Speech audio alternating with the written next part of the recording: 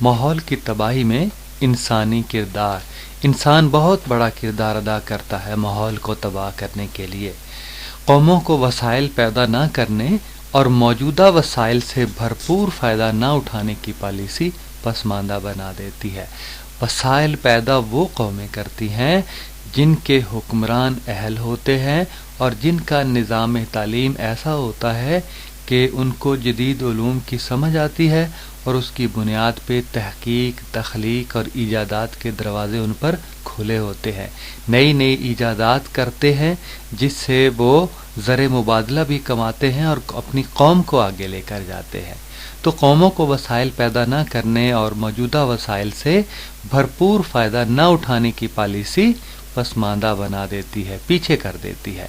جیسا کہ ہم آج کل بجلی کی کمی کا شکار ہیں، ملک کے وسائل پر نااہل لوگوں کا قبضہ ملک کو بحران میں مبتلا کیے ہوئے ہے۔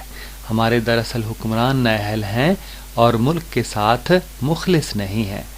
گہری سوچ بچار، درست مشاورت اور اہل لوگوں کے ذریعے کی گئی وسائل کی انتظام کاری سے قومیں بحرانوں سے نکل آتی ہیں۔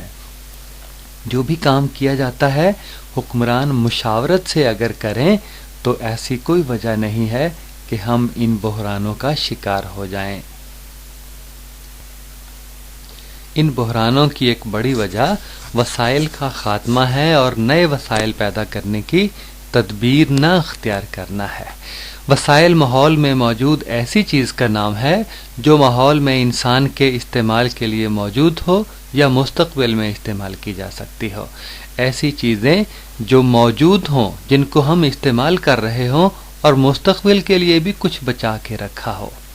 معدنیات اور رکازیات ایندھن ناقابل تجدید ذرائع ہیں، فاسل فیولز۔ معدنیات آپ کو پتہ ہے زمین سے نکلتی ہیں، تیل ہے اور پٹرول ہے اور نمک ہے، کوئلہ ہے اور اس طرح کی چیزیں جو زمین سے ہم حاصل کرتے ہیں وہ معدنیات کہلاتی ہیں۔ رکازیات ایسا ایندھن جو رکازی مادے جو انسانوں کے یا پودوں کے گلنے سڑنے سے جو پیدا ہوتے ہیں وہ ناقابل تجدید ذرائع ہیں۔ یہ اگر ایک دفعہ زمین سے سارے نکال لیے جائیں تو دوبارہ پیدا نہیں کیے جا سکتے، تو یہ ناقابل تجدید ہیں، ان کی تجدید نہیں ہو سکتی۔ تو ایسے وسائل جو مختصر عرصہ میں دوبارہ پیدا نہ ہو سکیں، ہماری صنعت کا زیادہ تر انحصار انہی ناقابل تجدید وسائل پر ہے۔ اور ہمارے ہاں تو یہ کوئلہ بھی ناقابل تجدید ہے لیکن بہت زیادہ مقدار میں ہے، کوئی نکالنے کی منصوبہ بندی نہیں ہے، استعمال کی منصوبہ بندی نہیں ہے، جس سے ہم مختلف بحرانوں کا شکار ہیں۔ اگر ان کو محفوظ نہ کیا گیا تو ان کے ختم ہونے کے کافی امکانات موجود ہیں، اور اگر ختم ہو جائیں اور ہم مزید کی وسائل کی منصوبہ بندی نہ کریں تو ہم یقیناً نااہل کہلائیں گے، ہمارے حکمران بھی اور ہم بحیثیت قوم بھی۔ ذرا تصویر کو غور سے دیکھیں اور بیچ میں لکھا ہوا ہے مٹی کا تیل، کوئلہ، بجلی، گیس، دھوپ اور لکڑی۔ آپ نے تصویروں کو غور سے دیکھ کر بتانا ہے کہ کون سی چیز کہاں استعمال ہوتی ہے۔ مٹی کا تیل کس چیز میں استعمال ہو رہا ہے اور گیس کہاں اور دھوپ کہاں، لکڑی کہاں۔ ایک اور چیز جو ماحول کو خراب کرتی ہے، صنعت، انڈسٹری۔ زندگی کی بہتر آسائشیں حاصل کرنے کے لیے پیداوار میں اضافہ ضروری ہوتا ہے۔ اگر ہم چاہتے ہیں کہ ہمیں زیادہ سہولتیں میسر آئیں تو ہمیں اپنی پیداوار میں بھی اضافہ کرنا چاہیے۔ اس مقصد کے حصول کے لیے انسان نے صنعتوں کو فروغ دیا، صنعتیں لگائیں۔ کارخانوں میں مشینوں کو چلانے کے لیے رکازی ایندھن، فاسل فیول سے توانائی حاصل کی جاتی ہے۔ رکازی ایندھن جو زمین میں زندہ چیزوں کے یعنی پودوں اور جانوروں کے گلنے سڑنے سے بہت زیادہ دباؤ اور درجہ حرارت کے تحت یہ چیزیں گل سڑ کر پٹرول، گیس کی شکل اختیار کر لیتی ہیں، تو یہ رکازی ایندھن کہلاتا ہے اور اس سے توانائی حاصل کی جاتی ہے، جس سے زیادہ کارخانے چلتے ہیں، بجلی سے بھی چلتے ہیں۔ کارخانوں سے نکلنے والا دھواں، آلودہ پانی اور فاسد مادے ماحول کی خرابی کے سب سے بڑے ذرائع ہیں۔ اس کا جو فائدہ ہے صنعت کے بغیر تو زندگی کا تصور بھی نہیں ہے، لیکن اگر احتیاط نہ کی جائے تو صنعتوں کا دھواں، جو آلودہ پانی ہے اور فاسد مادے ہیں، یہ انسانی صحت کو بھی تباہ کرتے ہیں اور ماحول میں بھی آلودگی پیدا کرتے ہیں۔ اس زمین کو آلودہ کس نے کیا؟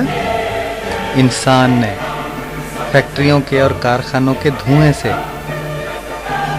اور اس گندگی سے۔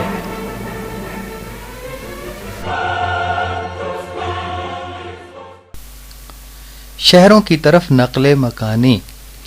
بہتر سہولیات اور معیار زندگی کی خاطر لوگ دیہاتوں سے شہروں میں منتقل ہو رہے ہیں۔ گزشتہ 50 سال میں کراچی اور گجرانوالہ کی آبادی 9 گنا، کوئٹہ کی 7 گنا اور پشاور کی 6 گنا بڑھ چکی ہے۔ اس طرح پھیلتے ہوئے شہروں کی آبادی بہت سے مسائل کو جنم دیتی ہے۔ شہری آبادیوں کے بڑھتے ہوئے مسائل۔ ٹریفک اور گاڑیوں کی تعداد بڑھ جانے سے دھواں اور گرد و غبار بڑھ رہا ہے۔ اور نمبر 2، رہائش کے لیے لوگ کچی آبادیوں میں رہنے پر مجبور ہیں۔ شہروں میں آ کر اتنے وسائل نہیں ہوتے کہ پکے مکانوں میں لوگ رہ سکیں، اس لیے کچی آبادیوں میں رہنے پر مجبور ہیں۔ اور نمبر 3، زرخیز زرعی زمینیں رہائشی کالونیوں میں تبدیل ہو رہی ہیں اور زراعت کے لیے زمینیں کم بچتی ہیں۔ اور نمبر 4، گھریلو اور صنعتی فضلات ہوا، پانی اور زمین کو آلودہ کر رہے ہیں۔ گھریلو گندا پانی اور کوڑا کرکٹ لوگ باہر پھینک دیتے ہیں، اور صنعتی فضلات، صنعت میں جو دھواں ہے اور دوسرے فضلات ہیں، فالتو مادے ہیں، وہ بھی زمین کو اور پانی کو آلودہ کرتے ہیں۔ اور گنجان آباد اور ناقص صفائی کی وجہ سے وبائی اور چھوت کی امراض پھیلتی ہیں۔ جہاں بہت زیادہ لوگ رہتے ہیں تھوڑی جگہ پر، وہاں بہت سی بیماریاں پھیلتی ہیں اور وہاں کے لوگ جو ہے وہ بیمار بھی ہوتے ہیں اور ان کی معیشت بھی تنگ ہو جاتی ہے۔ مشینی زراعت۔ مشینی زراعت بھی ماحول میں آلودگی پیدا کرتی ہے، کیونکہ جو مشینیں چلتی ہیں ڈیزل سے، وہ دھواں بھی دیتی ہیں اور کیڑے مار ادویات، ان سے بدبو بھی پیدا ہوتی ہے اور انسانی صحت کے لیے خاص طور پر مضر ہیں۔ تو مشینی زراعت میں مشینوں، کھادوں اور کیڑے مار ادویات کا استعمال کیا جاتا ہے۔ اس سے بلا شبہ فصلوں اور خوراک کی پیداوار بڑھ جاتی ہے، مگر اس کے ساتھ ساتھ ماحولیاتی آلودگی بھی بڑھ رہی ہے۔ یہ جانوروں کے ذریعے سپرے ہو رہی ہے پودوں پر، اب یہ سارا کام ٹریکٹر کے ذریعے ہوتا ہے۔ یہ جو سپرے ہے یہ انسانوں کے لیے اور جانوروں کے لیے شدید نقصان دہ ہے۔ فائدہ تو ہے، پیداوار اچھی ہوتی ہے، لیکن ساتھ ساتھ آلودگی بھی پیدا ہوتی ہے۔ بچوں، جنگلات کا کٹاؤ بھی ماحول کے لیے سخت نقصان دہ ہوتا ہے۔ جنگلات موسموں میں خوشگوار تبدیلی لاتے ہیں، طوفانوں کو روکتے ہیں اور بارشوں کا سبب بنتے ہیں۔